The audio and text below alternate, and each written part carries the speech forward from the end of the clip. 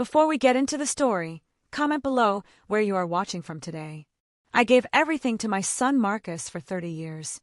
I worked 2 jobs to put food on the table, stayed up nights when he was sick, and saved every penny for his education. I even stepped back from my own dreams.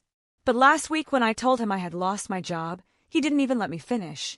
He just looked at me like I was suddenly a problem and said, "So what now? You're just going to sit around doing nothing." That moment changed everything for me. I realized I couldn't keep being the doormat mother anymore. I needed to stand up for myself.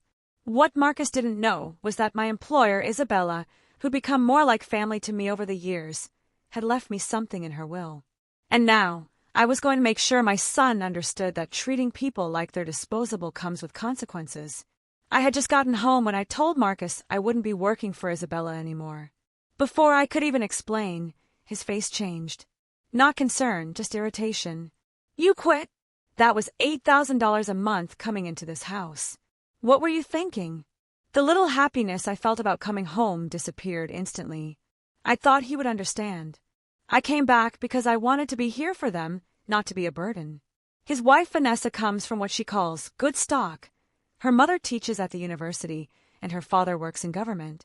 They never approved of Marcus, always making little comments about his job or where he came from. Vanessa picked up those same habits, always comparing him to her friends' husbands.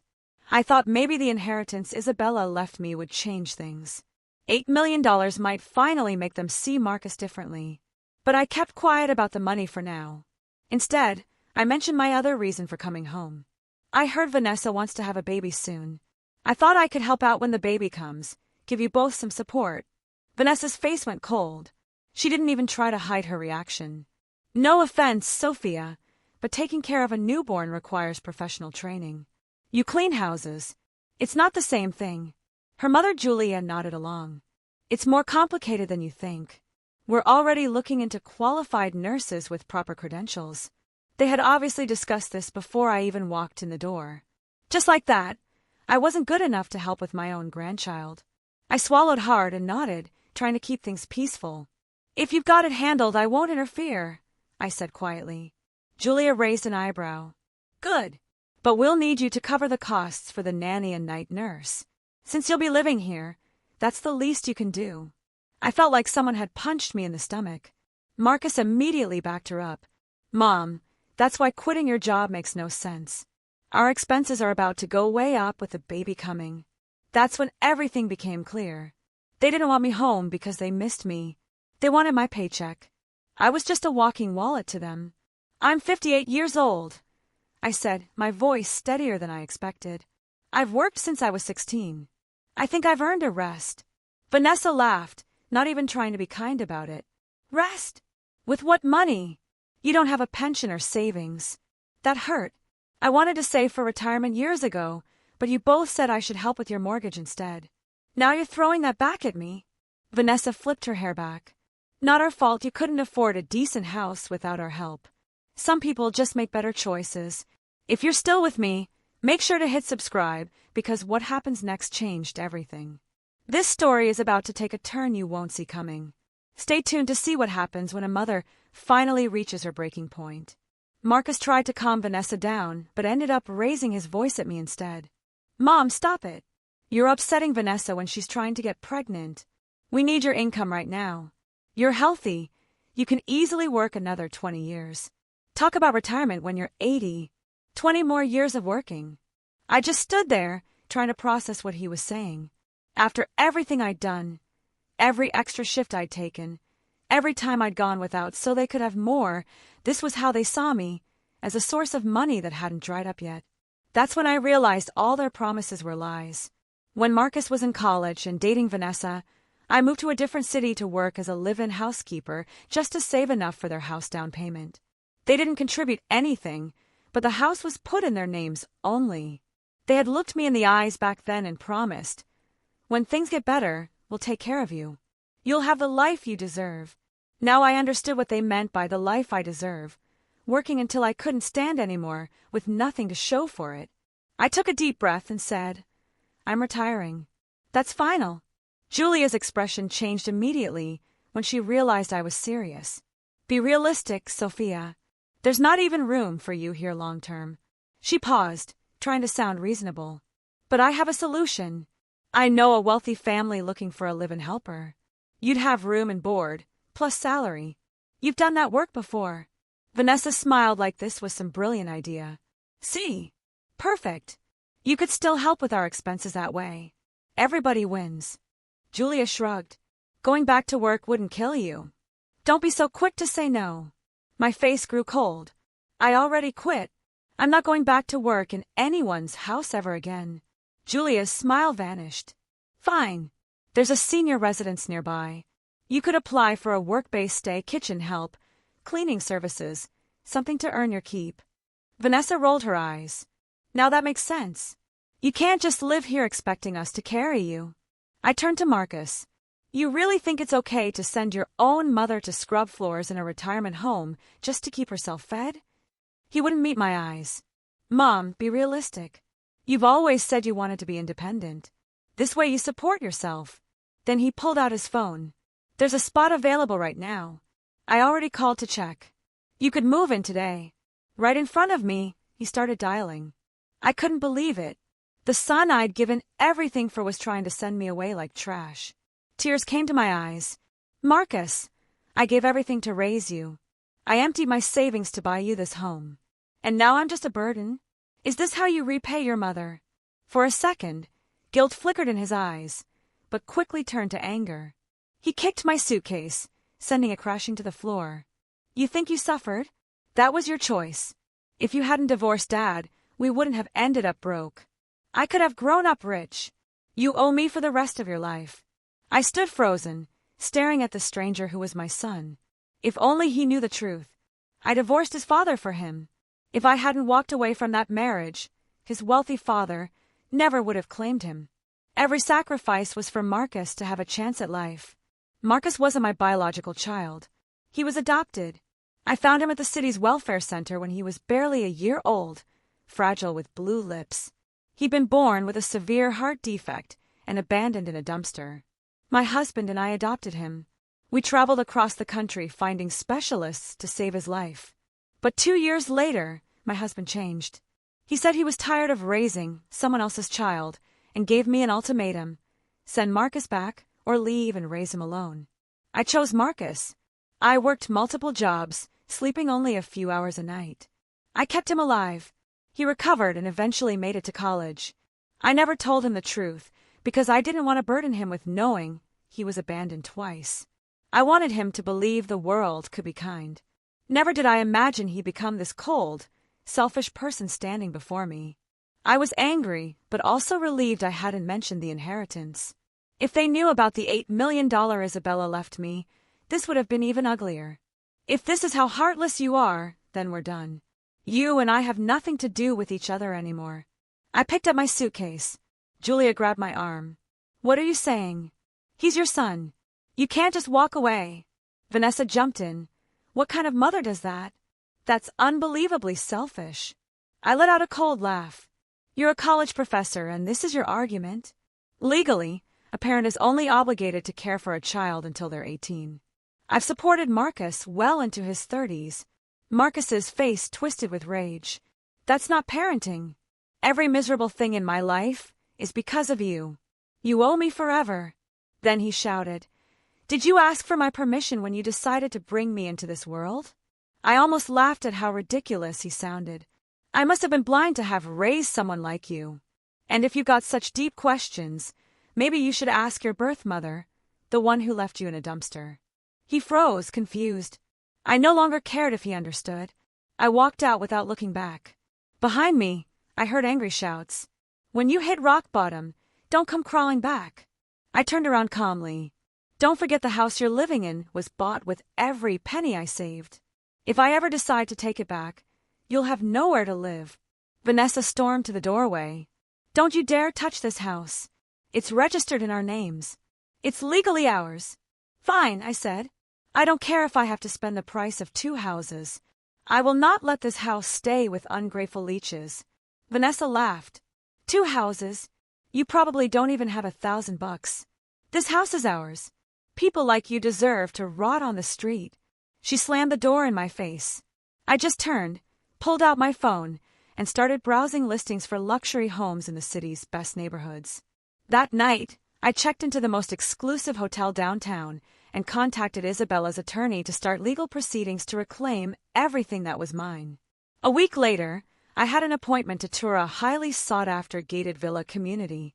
What I didn't expect was that the sales agent assigned to show me the property was none other than Olivia, Julia's niece. The luxury real estate showroom was bustling with people. Despite the starting price of these villas being well over $1 million, the project's exclusivity had drawn a steady stream of prospective buyers. I had just stepped into the grand lobby when a young woman with a fresh, eager smile approached me. "Good afternoon, ma'am. Would you like me to walk you through the project details?" "Yes, please.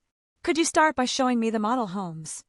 I followed her toward the display area, but we hadn't made it more than a few steps when a sharp voice rang out across the room. "Who's handling client screening today? Do we just let anyone walk in now?" I looked up. There she was, Olivia, Julia's niece and Vanessa's cousin. We'd only met a few times, but she had left a lasting impression. Classic social climber, the kind who drips arrogance, constantly flaunting how she only deals with high society clients. Before I could react, she was already striding over, eyes full of disdain. "Sophia, what are you doing here?" I glanced at her coolly and kept walking. "I'm here to view a property. Is there a problem?" She immediately stepped in front of me, blocking my path with a sneer. "A housekeeper? You think you can afford this place? Don't tell me you're just here for the free coffee. I've seen plenty like you pretending to be buyers just to snag some free snacks." People nearby began looking over, whispering, their expressions a mix of judgment and curiosity. Some even nodded slightly as if to say, "She's not wrong." The young assistant beside me spoke gently, trying to diffuse the situation. "Olivia, I'm not busy right now. I can show this lady around." But Olivia shoved her aside. "Who do you think you're lecturing me on how to do my job?" Then she turned and waved over 2 security guards. "You too. Escort this visitor out of here now." The showroom fell silent. All eyes were on us. I raised my hand calmly, stopping the guards before they could approach. "I came here to view a property. On what grounds are you kicking me out? Where's your manager? I'd like to speak with someone in charge." I turned toward the crowd. "You're all here to look at properties too. Have I done anything inappropriate?" The guards hesitated. I wasn't backing down, and they clearly didn't want to get involved in something messy. Olivia stood with her arms crossed, scoffing. "Go ahead, make a scene. Let's see how far you take this performance." Just then, a young man in a crisp white shirt approached, wearing a polished professional smile. "Good afternoon, ma'am. I'm Alex, the sales manager for this project. Is there an issue I can assist with?" Before I could speak, Olivia jumped in. "Alex, she's just here for the freebies." I was about to have security remove her. Alex frowned slightly, but kept his tone courteous. "Ma'am, would you mind showing us some form of financial verification? As you know, this is an invitation-only showcase, and we do require proof of purchasing ability." Without hesitation, I pulled out a folder. They already verified my documents at the entrance. Olivia snatched the folder out of my hand and flipped it open dramatically. $5 million? Are you kidding me?" She shouted loud enough for half the showroom to hear. "She's a housekeeper. There's no way she has that kind of money.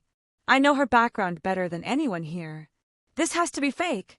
Alex stood there frowning deeply, caught in the middle. I didn't bother arguing.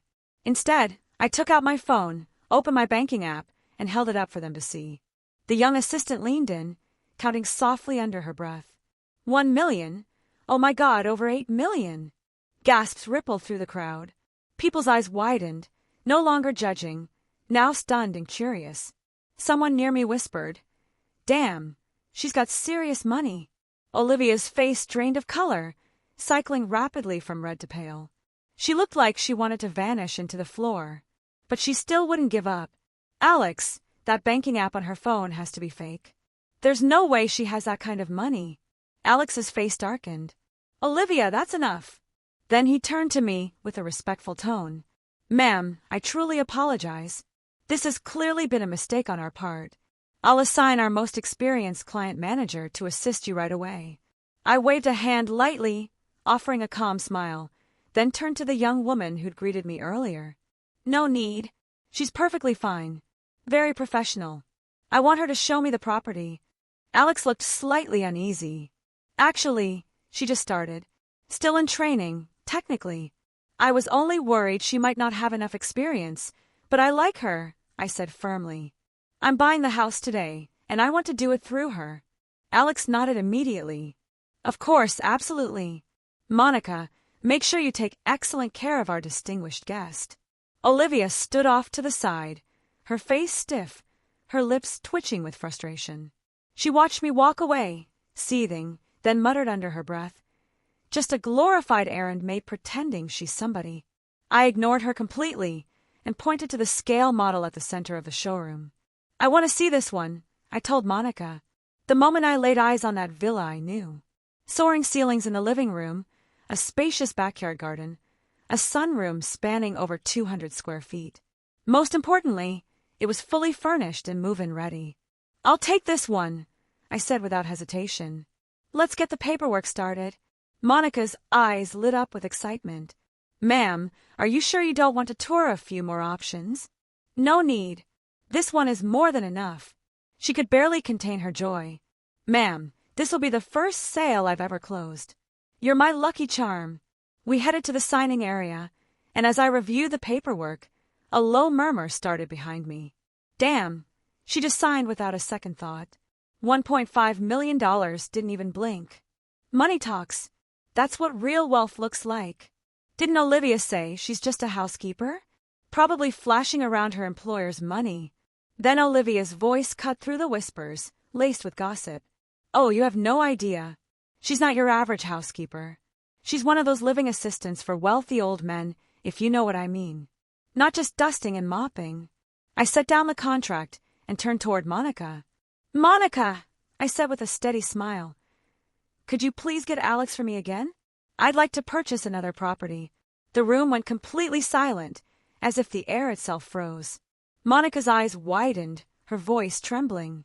"Ma'am, you're sure you want another one?" "That's right," I said calmly. "One to live in, one as an investment. And I have a small favor I'd like Alex to help me with." Alex returned swiftly, practically glowing with enthusiasm. "Hello again, ma'am. Please let me know what I can do for you." "I've confirmed the purchase of the first property," I said. "I'm ready to add a second unit as well. But," I paused, my tone turning cold, "I expect your team to address the inappropriate behavior of certain staff members." Alex's smile faded. His gaze swept across the room and quickly landed on Olivia. "Olivia," he said sharply, "are you causing trouble again? Apologize to the client now." Olivia lifted her chin defiantly. "Why should I apologize? I only told the truth. She used to be a housekeeper, one of those living types who caters only to rich old men." I slowly lifted my head, staring directly at her. "You're saying my son told you that? Then let me tell you something in return. He also once said that your little portfolio of closed deals didn't come from your so-called skills, but from the nights you spend in bed with your clients. Is that true?" Olivia's face drained of color, her lips trembling. "You're lying. That's slander." "Oh, didn't you just slander me a few minutes ago? Now you suddenly understand what defamation means." I turned to Alex, who immediately picked up on the cue. His expression turned grim. "Olivia, that's enough. Security, escort her out of the building. As of today, you're terminated." Olivia panicked, tears welling up. "Alex, I wasn't lying. She really used to be a cleaner."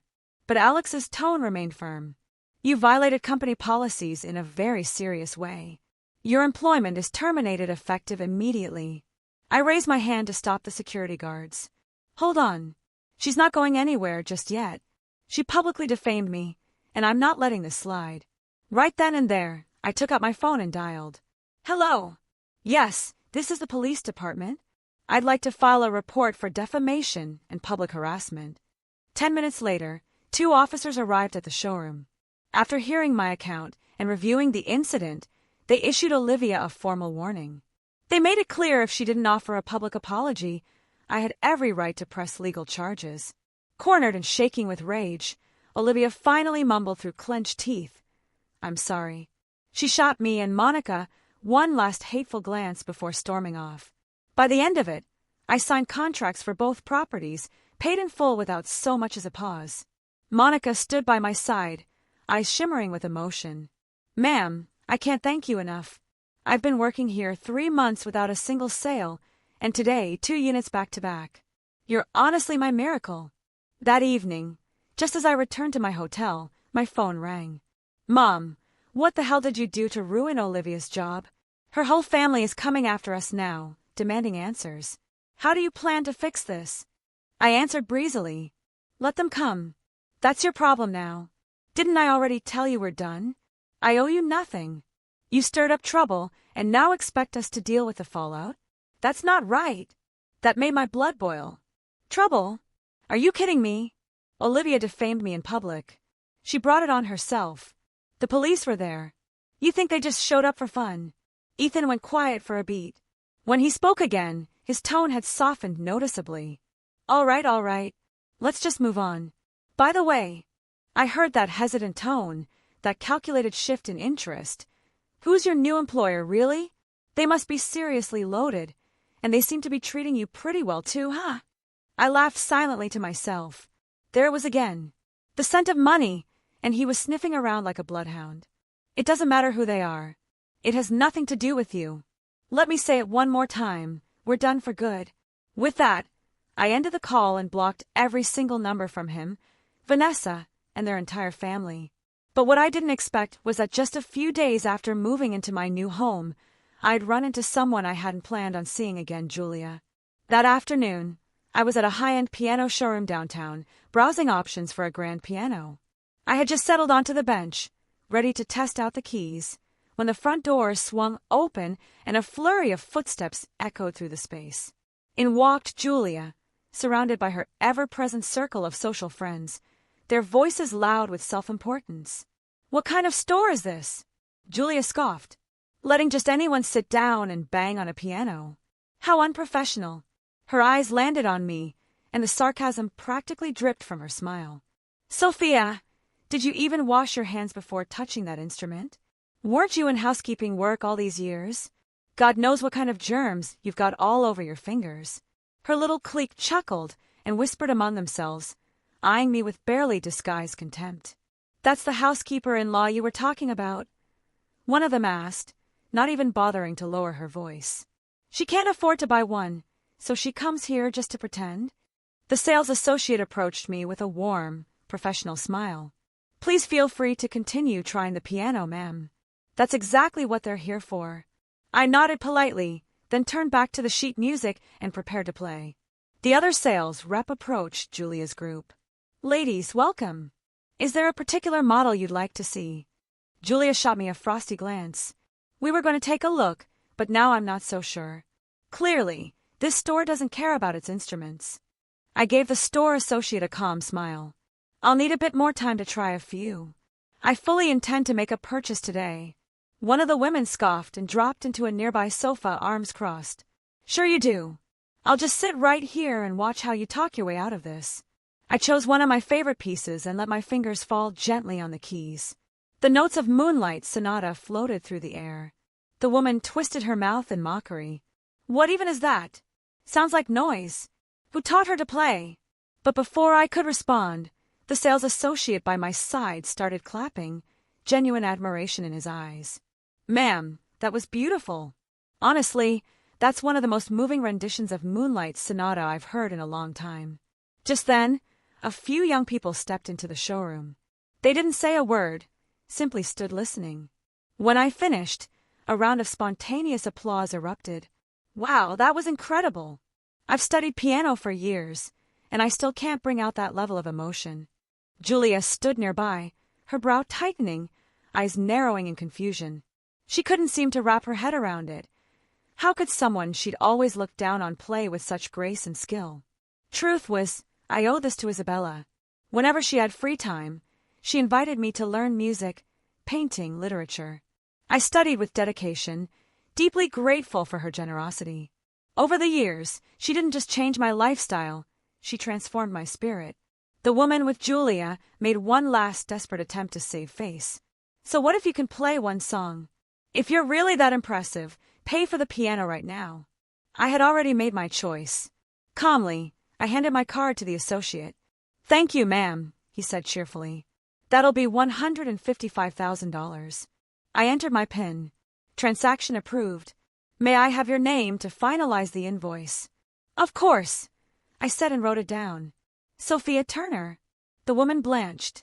Her head jerked toward Julia in disbelief. You said she worked for someone else, that the villas she bought weren't even hers. Julia walked over, her expression caught between disbelief and bitterness. You bought this piano yourself? And those 2 villas, those were yours too. I smiled. The invoices and contracts have my name on them. Sophia, you were just a housekeeper. Where did all that money come from? Every dollar I spent was earned legally and rightfully. My voice was sharp, cold. Julia scoffed. Oh, please, you must have done something shady to get it. The woman with her chimed in. Yeah, maybe she's a scammer. No sooner had those words left her mouth than another woman who'd been quiet suddenly snapped. Scammer? Don't even joke about that. She fumbled for her phone. Hello, 911? I need the police. There's a con artist here. Before anyone could react, she hung up and stormed toward me in a fit of rage. The store staff rushed to hold her back. She was completely hysterical. I realized she'd been swindled out of money months ago and never recovered it. Her fury wasn't aimed at me, it was aimed at a shadow from her past. The police arrived quickly, and to my surprise, it was the same 2 officers I had met at the villa showroom. One of them raised his brows in recognition. Oh, it's you again, ma'am. The woman shouted. She's a scammer, officer. Arrest her. The officer's smile faded. Ma'am, do you have any proof of this accusation? Proof? Of course not. I'm just providing a tip. I mean, come on. How could a housekeeper afford villas and pianos? Does that sound normal to you? The officer sighed. Maybe she won the lottery. It happens. Julia immediately jumped in. Her winning the lottery? Don't be ridiculous. She's never had a lucky day in her life. Grew up without parents. Failed marriage. Low-class jobs. People like her don't get lucky. The officer's expression hardened. Ma'am, I advise you to watch your words. Accusations without evidence fall under defamation. We can open a case if needed. Julia's face paled. She clammed up instantly. A swirl of emotion stirred inside me. Frustration, pain, anger, but mostly clarity. Life hadn't been easy. I'd grown up alone, bent over backwards to support a son who never appreciated a thing, and now these people were using my lowest points as ammunition to attack me. I pulled out my phone, opened my banking app, and turned the screen toward Julia, holding it up so she and everyone else could see. See that? Over 8 million.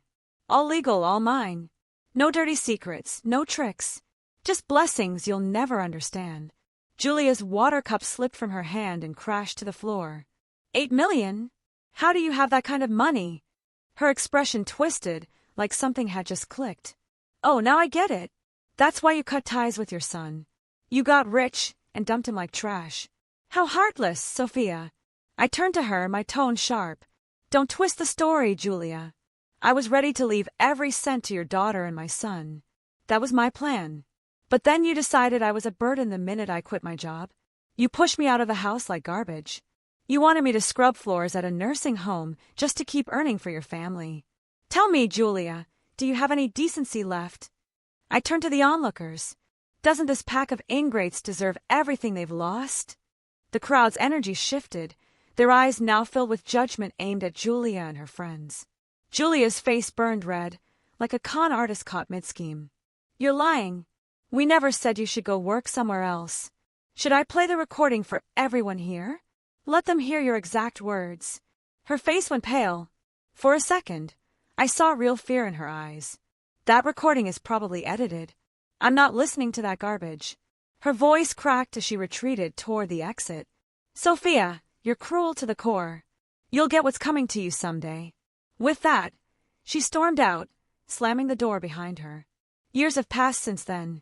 I moved to a quiet lakeside town on the edge of the city. Not the most expensive neighborhood, but everything I'd ever wanted. Sunlight flooding the windows, a garden blooming with flowers, the kitchen always smelling of my favorite coffee. My easel stands beneath the trees, waiting for lazy afternoons of painting. No one calls me Mom anymore just to demand something. No one claims I haven't done enough. For the first time, I finally belong to myself. Sometimes people ask me, "Do you regret adopting Marcus?" I used to think long and hard about that question, but now I just smile softly and shake my head. No, I say, I don't regret it. I only regret not understanding sooner that kindness should never be practiced at the cost of self-destruction. Learning to protect myself was the most important lesson I ever learned. I was never a perfect person, never a saint, but I became something far better, a woman who finally lived for herself. And it turned out that wasn't too late at all. I hope you enjoyed today's story. Subscribe to the channel so you don't miss more stories like this. Leave a like and comment below what you thought of the story. See you in the next video.